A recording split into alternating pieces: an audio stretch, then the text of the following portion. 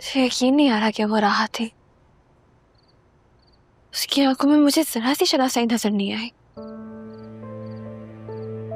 इतने अरसे में जो दुख उसने सहे है ना बतूल, ये तो कुछ भी नहीं है जो उसने कहा है। जज्बाती है, समझ जाएगी। लेकिन उसे किसने बताया हमारे बारे में?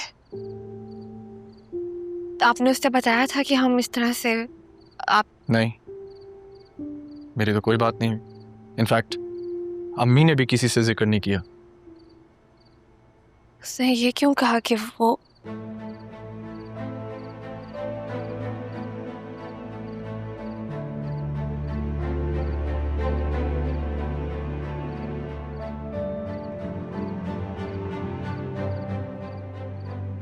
ये क्यों कह रही थी कि वो दादा जान की आखिरी ख्वाहिश पूरी करेगी?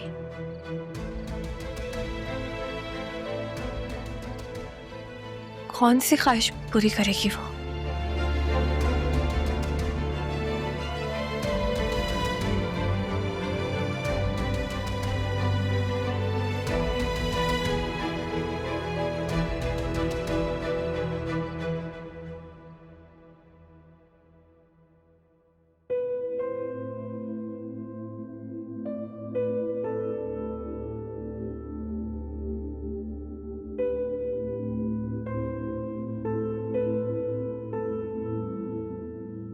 मैं तुमसे माफी मांगने आई हूँ आदिल। I am sorry. तुम तो जानते हो ना, मैं तो थी इकलौती अपने माँ बाप की, और मेरी ख्वाहिश भी ये थी कि मेरी जिससे शादी हो वो भी इकलौता हो, ना उसका कोई भाई हो और ना ही कोई बहन। इसी वजह से तुम्हारे रिश्ते के लिए हाँ कर दी थी। शादी के शुरू शुरू के सालों में तो बहुत खुश थी मैं, सब कुछ ठीक था। इनफैक्ट जब बतूल पैदा हुई तब तक सब कुछ अच्छा था, और फिर तारा की कहानी शुरू हो गई। एंड देन राहा। मैंने राहा को अपनी बेटी की तरह पालने की कोशिश की है, पर उस बच्ची की आंखों में अपने लिए कभी भी मोहब्बत नहीं देखी। झूठ बोल रहे हो तुम। मैं झूठ नहीं बोल रही, सच बोल रही हूँ। माफी मांगती हूँ तुमसे अदील। I am sorry. मुझे अपनी बेटी की खातिर माफ करो। Just forgive me. मैं तुम्हारी आंखों में इस तरह की अजनबियत मुझे इससे कोफ्त हो रही है। आंखों में अपनायत उन लोगों के लिए होती है जिन्हें आप अपना समझते हैं। मैंने उसे कभी अपना समझा ही नहीं। ऐसी बात नहीं है, मुझसे गलती हुई है, मैं मानती हूँ। क्या तुम मुझे माफ नहीं कर सकते? राहा से माफी मांगो। उसने अगर तुम्हें माफ कर दिया तो समझना मैंने भी कर दिया। जाओ यहां से।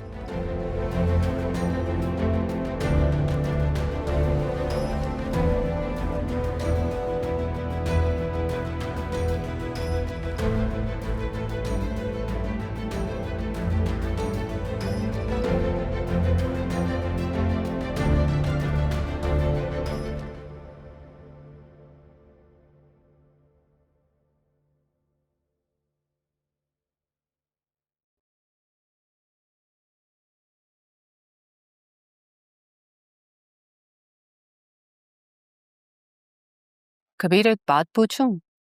पूछो। जब तारा यहाँ से गई थी तो बिल्कुल ठीक थी। थोड़े से दिनों में ही ऐसा क्या हुआ कि उसका दिल ही बंद हो गया? क्यों? ये तुम क्यों जानना चाहती हो? वो तो तुम्हारी सौतन थी ना। कबीर, मैंने जो कुछ भी किया मैं उस पर बहुत शर्मिंदा हूँ। मेरी और खाला की गलती की सजा राहा और तारा ने सही है।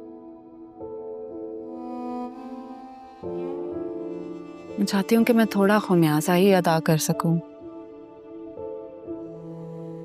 याद है मैंने नौकरी शुरू की थी। कैंटीन वाली। हाँ, सुपरवाइजर था। लेकिन मुझे नहीं पता कि सैफ साहब राहा के नाना है। माशाल्लाह बड़े अच्छे इंसान थे, लेकिन ना मैं उन्हें जानता था और ना वो मुझे। मुझे तो बस उनके इंतकाल पर पता चला कि वो मेरे ससुर थे,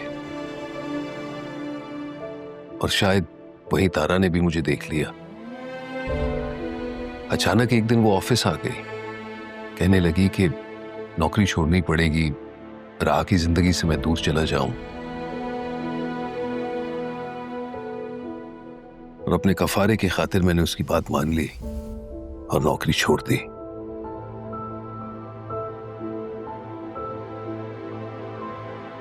लेकिन आखिरी ड्यूटी मेरी राह की निकाह पर लगा दी। क्या राह का निकाह हुआ है? कब? नहीं, निकाह हो नहीं पाया क्योंकि वो निकाह पर लेट पहुंची। फिर वहां तमाशा लगा, उन दोनों को वहां से निकलना पड़ा, मैं उन्हें यहां ले आया और यहां से भी उन्हें जाना पड़ा। लेकिन राह के निकाह पर लेट पहुंचने का राज अरमान को मिल गया था।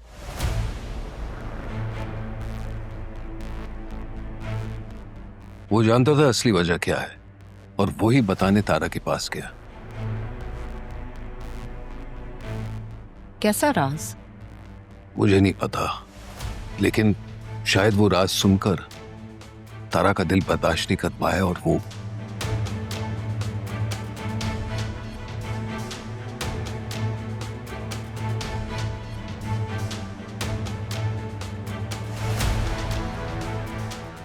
ऐसा क्या राज था कि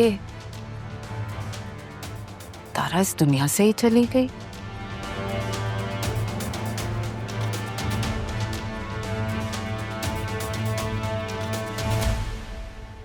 शायद मैं तेरे काबिल नहीं था, जो था मेरा मुझको हासिल नहीं है। हो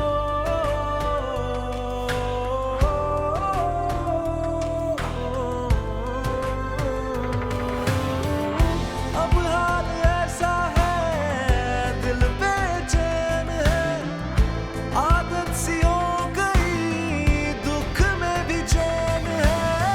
तेरे बिना सांसें लोग सहमे से रहते हैं, किसी से न कह पाए क्या हाल हो गया।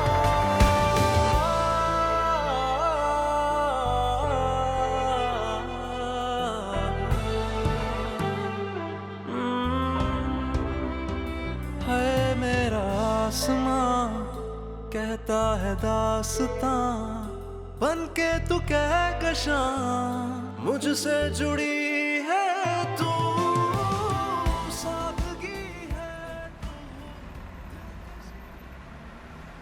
वसीम और जरियन इतना नुकसान करके पता नहीं कहाँ गायब हो गए, कुछ पता ही नहीं चल रहा कि कहाँ चले गए। वो तो उस दिन से गायब हैं जब से FBI ने उनसे ऑडिट रिपोर्ट तलब की है। मुझे खुद समझ नहीं आ रहा कि रिपोर्ट कैसे तैयार करूं, क्या जवाब दूं उनको। आज कितने दिन मतलब ऑफिस खुले, वो भी ऑडिट की वजह से। अगर ऑडिटेड ना होते तो आज मैं भी शायद ना आता। मालिक सर पे ना हो तो ऐसे ही होते जैसे कि अभी हुआ है। अच्छा वो तुम आ गए, मैं तो खुद परेशान था। अदील साहब की कोई खैर खबर नहीं है, पता नहीं कब ठीक होते हैं, ऑफिस कब आएंगे। चलें देखते हैं क्या होता है, कौन आता है। अस्सलाम वालेकुम। वालेकुम अस्सलाम। आप लोग इतनी हैरानी से क्यों देख रहे हो? आप आ गई? जी मैं आ गई और बहुत सारे काम है, चलें।